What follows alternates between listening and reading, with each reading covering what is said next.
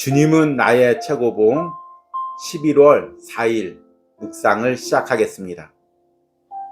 오늘의 제목은 복음의 진리에 반응하십시오 입니다.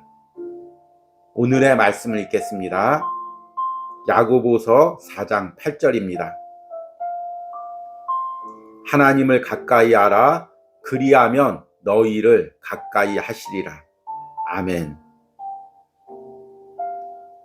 여러분들은 10달 가까이 주님은 나의 최고봉을 묵상하면서 어떤 마음이 있었습니까? 저는 매일같이 이 묵상을 하면서 찔림들이 있었습니다. 어떤 날에는 묵상을 하고 너무 그 찔림이 강해서 영상을 통해서 말씀을 전해야 되는데 차마 전하지 못하고 다시 주저앉아서 기도하기를 반복하던 적도 있었습니다. 도저히 내가 이 말씀대로 살지 못할 것 같고, 그렇게 내가 살지 못하면서 이 말씀대로 살라고 전하는 것이 위선 같아서 차마 입술이 떨어지지 않았던 적들이 여러 번 있었습니다. 그런데 기도할 때마다 주님께서 이 말씀대로 그대로 사는 것이 중요한 것이 아니라 이 말씀대로 살려고 몸부림치는 나의 중심을 받아주시는 것임을 깨달았습니다. 여러분들은 어떻습니까? 이 주님은 나의 최고봉을 묵상할 때마다 마음에 찔림이 있을 것입니다. 이 찔림에 대해서는 반응이 각자 다를 수가 있습니다. 어떤 분들은 찔림이 와도 이것은 나와는 상관없는 말씀이야. 이 말씀은 목회자나 선교사들, 거룩한 사람들만 해당되는 말씀이고 나 같은 사람들에게는 해당되는 말씀이 아니야. 이렇게 생각하면서 외면하시는 분도 있었을 것입니다. 또 어떤 분들은 이 말씀을 듣고 찔림 때문에 가슴을 치며 회개하고 이 말씀대로 살려고 몸부림을 쳤던 분도 있을 것입니다. 그런데 이것은 주님은 나의 최고봉을 묵상할 때뿐만이 아닙니다. 우리가 복음을 전할 때도 똑같은 반응이 일어납니다. 복음을 접할 때마다 우리는 찔림을 받습니다. 왜냐하면 복음이란 예수님께서 나를 위해서 십자가에서 죽으셨다는 것입니다. 나의 죄 때문에 십자가에서 피 흘리셨다는 것입니다. 그 십자가의 사건과 대면하는 것, 이것이 바로 복음입니다. 나를 위해서 십자가에서 죽으신 하나님의 아들 대면하는데 어떻게 나에게 찔림이 없겠습니까? 만약 찔림이 없다면 나는 예수님을 인격적으로 만난 것도 아니고 십자가의 사건을 대면한 적도 없는 것입니다. 그런데 이렇게 찔림이 올 때 우리에게 두 가지 반응이 있을 수가 있습니다. 하나는 잠시 찔리고 어차피 그런 거지. 세상을 살 때는 어차피 죄를 지을 수밖에 없는 거지. 그렇게 외면하는 것입니다. 다른 하나는 날마다 그 십자가 앞에서 나의 죄를 회개하며 가슴을 치며 날마다 주께 가까이 가는 것입니다. 이것이 복음에 반응하는 것입니다. 오늘 읽은 야고보서 4장 8절 말씀 보니까 하나님을 가까이 하라. 그리하면 너희를 가까이 하시리라 라고 이야기하고 있습니다. 하나님을 가까이 한다는 것이 무엇일까요? 단순히 예배드리고 신앙생활하는 걸까요? 아니면 하나님 앞에 날마다 나를 회개하며 그분의 거룩을 닮아가는 것일까요? 그렇게 하나님께 가까이 가면 하나님도 나를 가까이 한다는 것입니다. 이것이 우리가 11월 달 동안 계속해서 묵상하고 있는 복음에 반응하는 삶입니다. 오늘 묵상을 통해서 내가 복음에 반응한다는 것이 무엇인지, 그리고 그를 통해서 하나님께 가까이 가는 삶이 무엇인지를 묵상하시기 바랍니다. 오늘의 묵상입니다. 사람들에게 하나님의 진리에 반응을 보일 수 있는 기회를 주는 것은 매우 중요합니다. 물론 책임은 각 개인에게 달려 있는 것이고 당신이 다른 사람 대신 반응할 수는 없습니다. 각 사람의 의도적인 반응이 있어야 합니다. 복음의 메시지는 언제나 사람이 반응하도록 인도합니다. 그러나 어떤 사람이 복음에 대한 반응을 거절하는 마비 상태라면 그에게 아무런 변화가 나타나지 않습니다. 그래서 복음을 듣기 전에 상태로 정확하게 돌아갑니다. 그러나 복음의 진리에 반응하면 그는 전혀 다른 사람이 됩니다. 성령에 의해 죄의 가책을 받은 사람 중에는 복음의 진리가 매우 어리석은 것처럼 생각되어 결국 복음에 반응하지 않는 사람들도 많습니다. 그러나 누구든지 자신을 재촉하여 반응하면 그는 그 즉시 살게 됩니다. 남은 모든 삶은 살아 존재하면 되는 것입니다. 내가 참으로 사는 순간은 온 마음을 다해 반응할 때입니다. 하나님의 진리가 당신의 영혼에 임했을 때 그 진리에 반응하십시오. 그렇지 않으면 그 진리는 그냥 떠내려가게 됩니다. 반드시 외적으로 보이지 않더라도 의지로 반응하십시오. 그 결단은 잉크와 피로 기록해 두십시오. 아무리 연약한 성도라도 그가 반응하는 순간에 예수 그리스도와 관계하게 되면서 자유하게 됩니다. 전능하신 하나님의 모든 능력이 그에게 머물게 됩니다.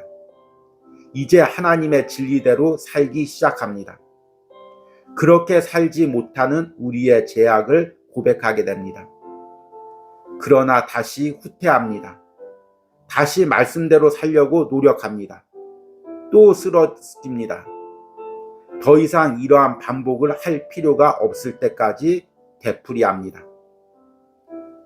우리는 구속의 주님이 주시는 말씀으로 다시 깨끗해져야 하고 주님과 관계를 맺어야 합니다. 주님의 오라는 말씀은 주님과 관계를 맺자는 의미입니다. 내게로 오라. 우리가 끝까지 버티면서 하지 않는 것은 주님께 가는 것입니다. 그러나 주께 오는 자들마다 그 순간에 하나님의 생명이 초자연적으로 그들에게 즉각 임하는 것을 알게 됩니다. 이 세상을 지배하는 세력인 마귀와 마귀는 그 힘을 잃게 됩니다. 그 이유는 당신의 반응 때문이 아니라 당신의 반응이 당신을 하나님과 그분의 구속의 능력에 연결했기 때문입니다. 아멘. 저는 11월 달에 복음의 진리에 반응하십시오라는 묵상을 이어가면서 계속해서 한 가지 이미지가 떠오르고 있습니다. 그것은 우리 예수님께서 십자가를 지시고 골고다를 오르는 장면입니다. 그 당시 예수님 주변에는 많은 사람들이 있었습니다. 많은 군중들이 구경을 하고 있었습니다. 그런데 그 군중들마다 반응이 다 달랐습니다. 어떤 사람은 돌을 던지며 비난했고 어떤 사람은 침을 뱉으며 조롱했습니다. 또 어떤 사람은 자신과 상관없는 일이라고 외면하고 고개를 돌렸습니다. 소수의 무리만 가슴을 치면서 예수님의 십자가를 따라갔습니다. 여러분이 2000년 전 그 예수님께서 십자가에 오르던 그 길목에 옆에 있었다면 여러분들은 어떤 반응을 했겠습니까? 나와 상관없는 질문 같습니까? 그런데 우리는 매일 이런 상황에 처해 있습니다. 우리가 복음을 듣는다는 것, 말씀을 듣는다는 것, 기도로 예수님과 인격적으로 만난다는 것, 그것은 날마다 우리가 예수님의 십자가의 사건을 대면하는 것입니다. 나의 죄 때문에 십자가를 지고 골고다를 오르고 있는 그 예수님을 만나는 것입니다. 그때마다 우리는 여러 가지 반응을 할 수가 있습니다. 왜 저분이 굳이 나도 상관하지 않는 나의 죄 때문에 십자가를 지고 올라가고 계실까? 내가 그러라고 부탁한 것도 아닌데 왜 굳이 나의 죄를 들춰내고 그 십자가를 지고 올라가고 계신 걸까? 그렇게 외면하고 또 그렇게 예수님을 떠나갈 수가 있습니다. 또 어떤 사람은 나의 죄 때문에 하나님의 아들이, 죄가 없으신 그분이 지금 십자가를 지시고 이 모든 조롱과 모욕을 당하고 골고다를 오르고 있구나, 이렇게 생각하며 가슴을 치며 내 죄를 회개하며 예수님의 십자가를 따라갈 수도 있습니다. 그런데 이렇게 복음에 반응하느냐 반응하지 않느냐, 그로 인해서 사람이 바뀌느냐 바뀌지 않느냐가 결정된다고 이야기합니다. 오늘 묵상에서 저자가 이렇게 이야기합니다. 사람들에게 하나님의 진리에 반응을 보일 수 있는 기회를 주는 것은 매우 중요합니다. 물론 책임은 각 개인에게 달려있는 것이고 당신이 다른 사람 대신 반응할 수는 없습니다. 각 사람의 의도적인 반응이 있어야 합니다. 복음의 메시지는 언제나 사람이 반응하도록 인도합니다.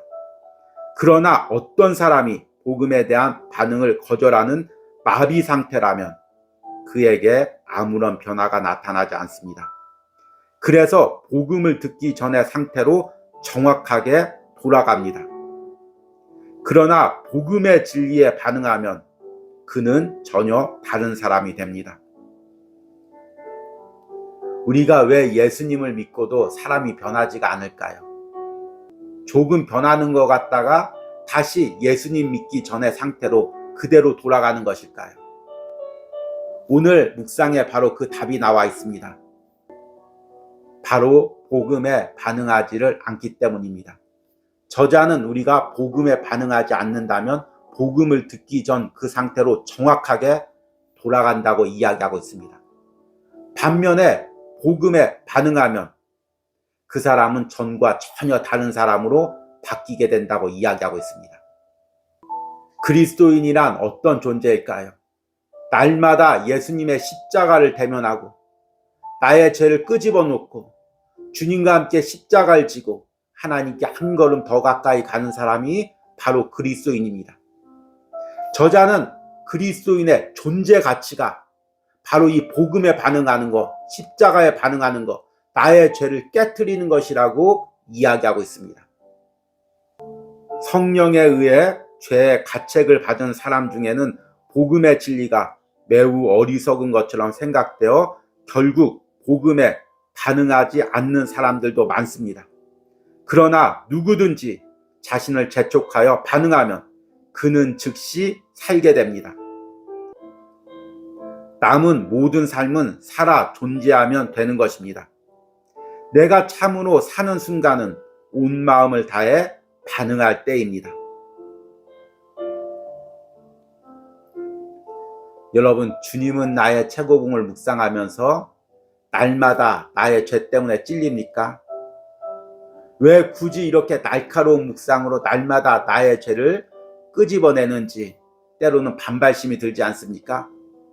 다른 사람들은 다 예수님 믿고 산다면서 아무렇지 않게 세상과 동화되어서 사는데 왜 이 묵상에서만은 이렇게 죄를 끄집어내놓고 회개하고 깨뜨리고 주님만을 최고로 여기고 살라고 이야기하고 있는지 때로는 의문이 들지 않습니까?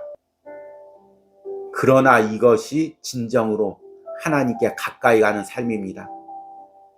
예수님과 동행하는 삶입니다. 하나님의 거룩을 닮아가는 삶입니다.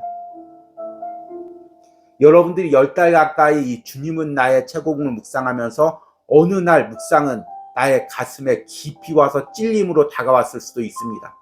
그리고 울며 회개하며 이 말씀대로 살기로 몸부림쳤을 수도 있습니다. 그런데 세상을 살다 보면 또 그 결단과 깨달음을 다 잊어버릴 때가 있습니다. 여러분, 묵상을 한 번 할 때마다 가슴에 새기시기 바랍니다.